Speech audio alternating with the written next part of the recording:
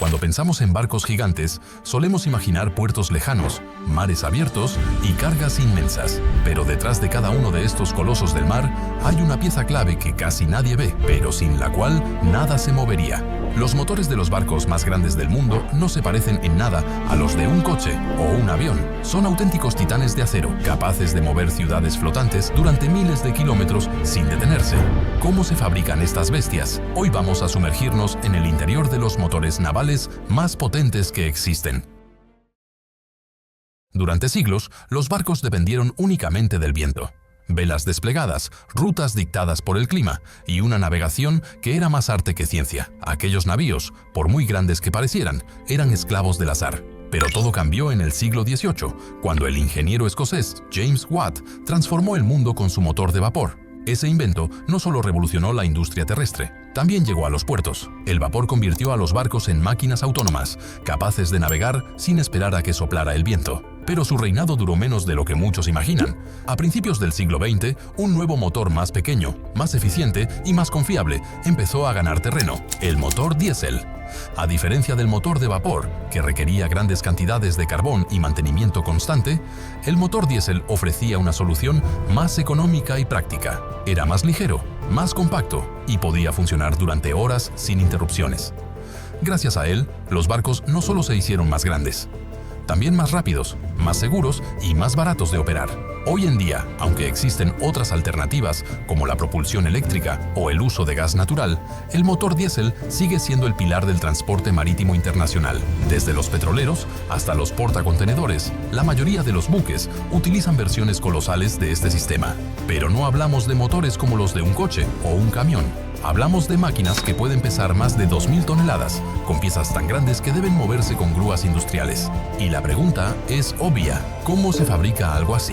Antes de pensar en ensamblar un motor de ese tamaño, hay que construir cada una de sus piezas por separado. Y eso no se hace en cualquier sitio. Se necesitan instalaciones gigantes, hornos que alcanzan temperaturas extremas y equipos que trabajen durante miles de horas para completar una sola unidad. A partir de ahora, vamos a seguir el camino de producción de un motor diésel marino, desde la fundición del acero hasta su primera prueba de funcionamiento. Y lo primero que veremos es la creación del componente más grande y más pesado, el cárter. Todo motor necesita una base. Y en el caso de los motores marinos, esa base es el cárter, una estructura metálica enorme, encargada de sostener y alinear todos los componentes internos. Fabricarlo es, literalmente, una obra de ingeniería pesada. El proceso empieza en una fundición especializada. Aquí, los trabajadores no están moldeando piezas pequeñas, sino estructuras de varias toneladas. El material principal es una mezcla de acero, hierro, carburo de silicio y otros metales, seleccionados con precisión según las especificaciones del motor. Una vez reunidos todos los elementos, la mezcla se introduce en un horno que alcanza los 1500 grados centígrados. Este calor extremo permite fundir completamente el metal. Luego, se añade magnesio para mejorar la resistencia de la aleación y una vez lista, se vierte con cuidado en un molde de arena de cuarzo. Pero este no es un molde cualquiera. Mide varios metros de largo y está diseñado para soportar el peso y el calor del metal líquido. Después del vertido, el molde se deja reposar durante varias semanas. El metal debe enfriarse de forma lenta y controlada para evitar deformaciones. Cuando al fin se abre el molde, aparece el cárter, todavía cubierto de restos de arena y óxido.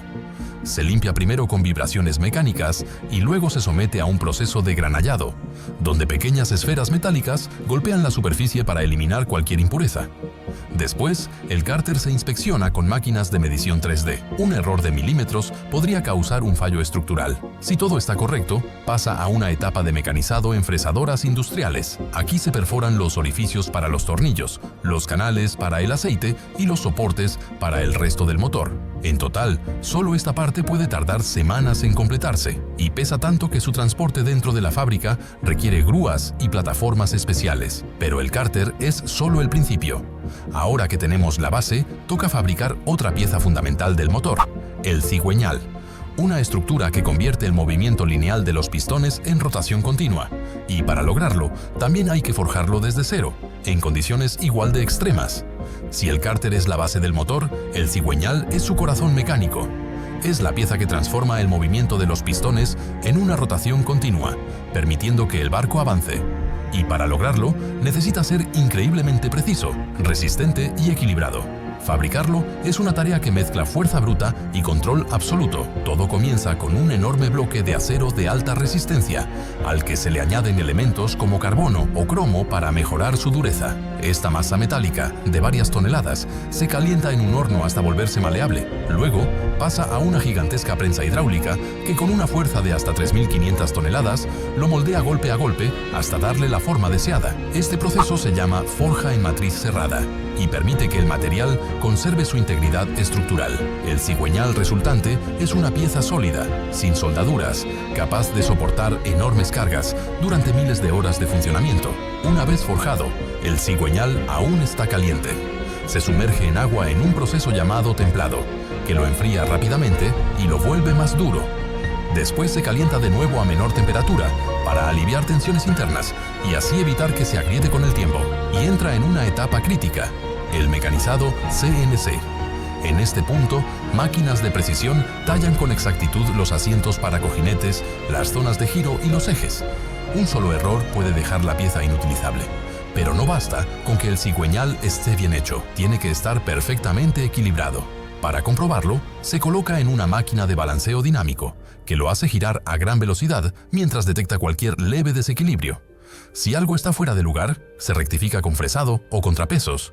Finalmente, se le asigna un número único de identificación y se somete a una batería de inspecciones, partículas magnéticas para detectar microfisuras, ultrasonidos para comprobar la densidad del material y controles visuales bajo luz especial.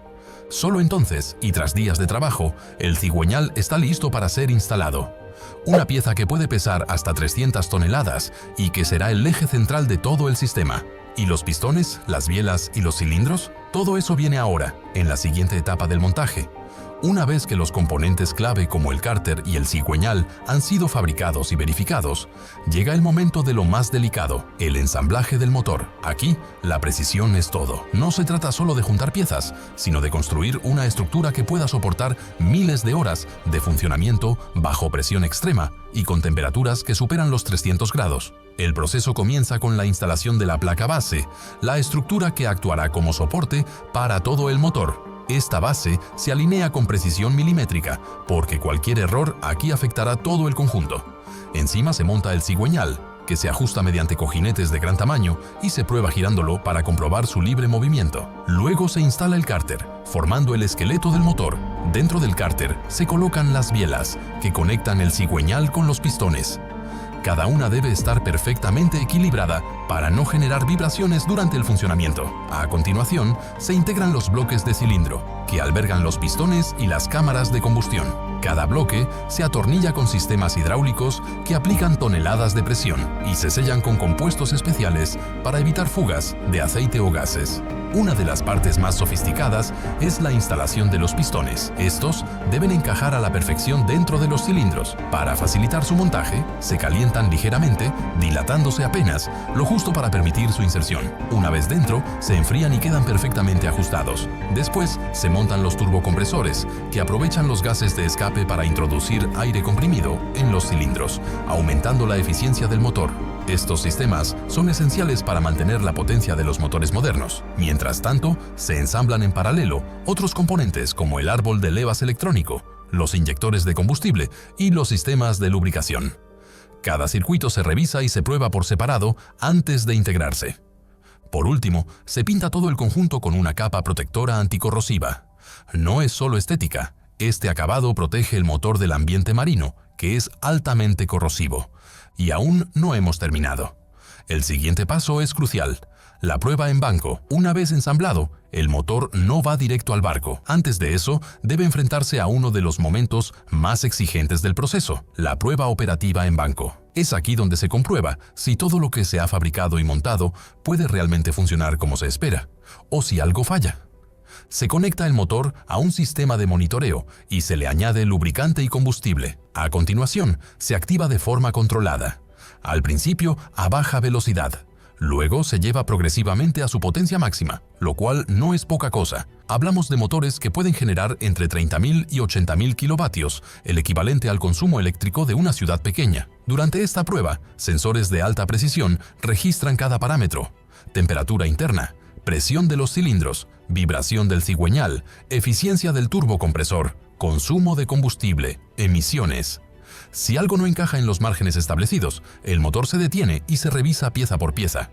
Pero si todo sale bien, se da luz verde al proceso de integración final, el traslado al astillero y la instalación en el barco. Este paso es complejo. El motor, que puede pesar más de 2.000 toneladas, se transporta por partes usando plataformas especiales y se monta directamente dentro del casco del barco, con grúas de alta capacidad. Una vez instalado en el buque, se conecta con el sistema de propulsión, que puede ser un eje largo conectado a la hélice principal o un sistema de propulsión híbrida en los barcos más modernos. También se enlaza con los sistemas eléctricos, los controles de navegación y las redes internas del barco. Después de eso, se realiza una última serie de pruebas ya dentro del barco, antes de salir a mar abierto. Solo entonces se considera que el motor está listo para operar de forma continua durante años, con un mantenimiento periódico que no siempre requiere apagarlo. Y con esto queda claro, construir un motor de barco no es solo un reto de ingeniería, sino una tarea que exige precisión, coordinación y miles de horas de trabajo especializado. Nada está dejado al azar. Todo se mide, se prueba y se perfecciona para que estos colosos puedan navegar océanos enteros sin fallar. Ahora ya lo sabes. Detrás de cada barco que atraviesa el océano hay un corazón de acero del tamaño de un edificio.